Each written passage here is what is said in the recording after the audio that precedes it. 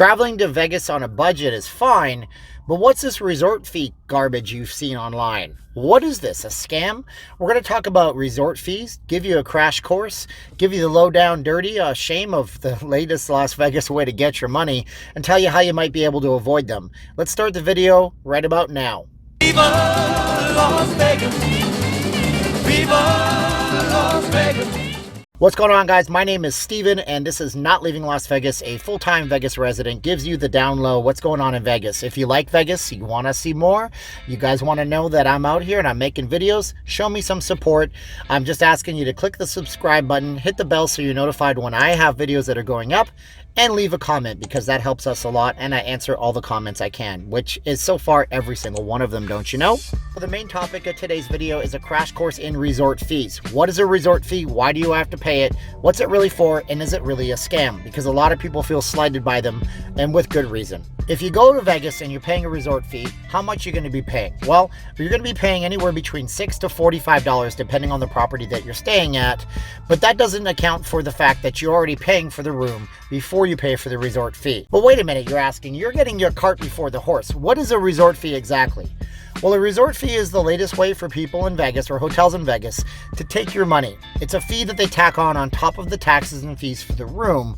And it's not a live entertainment tax or anything like that. It's actually just a set rate that you have to pay every single night on the resort. Resorts in Vegas like to say that this allows them to provide a high quality of service for swimming pools and Wi-Fi and all these different things like gyms and facilities that you might use while you're here.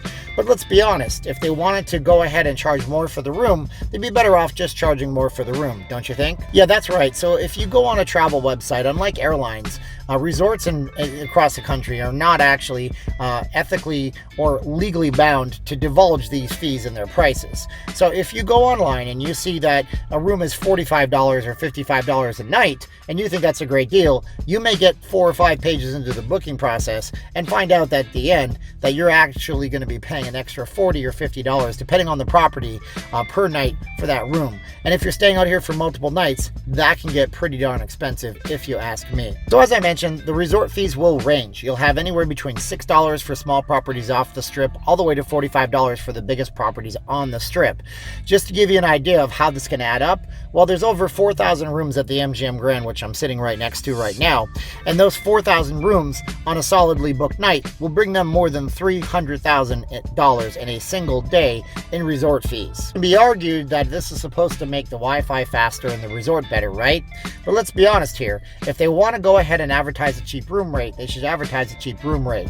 This is one of those truth in advertising things where I'm usually all for capitalism, but this is just companies being way less than transparent when you're going to be booking a room, which causes problems, especially for certain types of people. So in my time out here in Vegas, I met a lot of folks from a lot of places, and one of the biggest traveling groups I've met is Australians.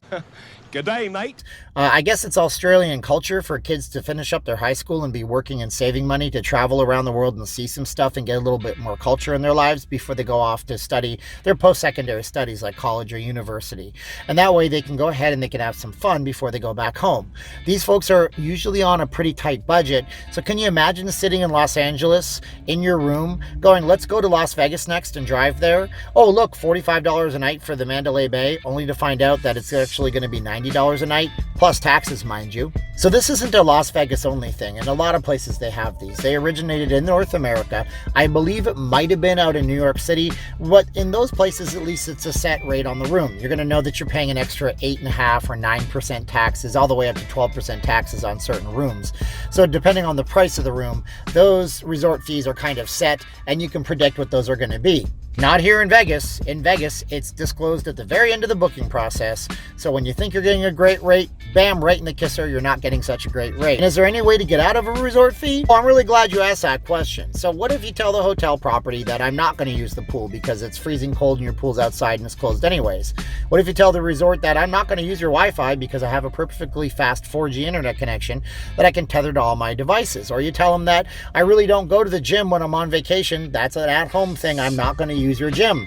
What if you argue all those points? In most cases, the resort's going to tell you that you have to pay the resort fee, and that's the way it is. Because again, in my opinion, just my opinion, I'm not a big, high-paid business person doing accounting.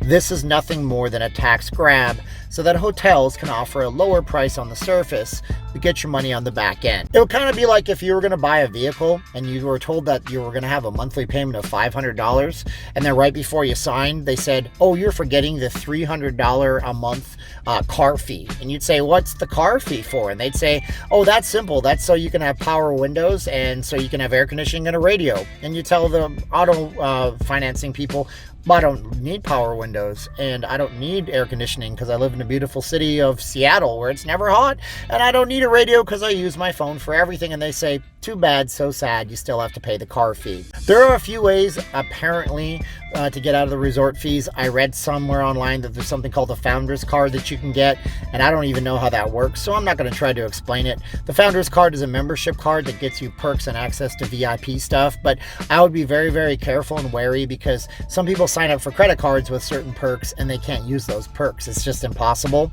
And there's also a way to do it. You just have to be a giant gambler. Yeah, that's right. I guarantee you that if you're a giant gambler and you come into Vegas and you tell them, hey, look, I gamble on average $5,000 per trip, they're most likely going to waive the resort fee, especially if they find out that you gamble at other properties, which they probably already know because they know these things, and that you might go stay at their property if that property is willing to waive the resort fee. So all you have to do is buy a membership card that might be sketchy or might be legit, or just gamble a whole lot to avoid the resort fees. Then again, if you're gambling a lot, you likely have a host. The casino host is going to put you up in a suite. You probably won't pay for your room. And that's just the way they do things here in Vegas. So resort fees, good or bad, it's a way of life here in Las Vegas. It doesn't look like it's going to end anytime soon. Just recently, in the last year, the Venetian started charging a $45 resort fee. And guess what? Everybody else followed suit. Their resort fees skyrocketed as well because it's all about what the market will tolerate here in town. So unless you guys are traveling on an extreme budget, and you want to consider Airbnb, staying off the strip, or staying at a much smaller property, plan to pay a resort fee and budget that into your cost. Now, if you're traveling to Vegas and you want to be refunded some of your resort fees, I recommend highly you check out VegasForFreeNow.com. We put people together with timeshare tours, allows you to get some cash in your hand after that tour.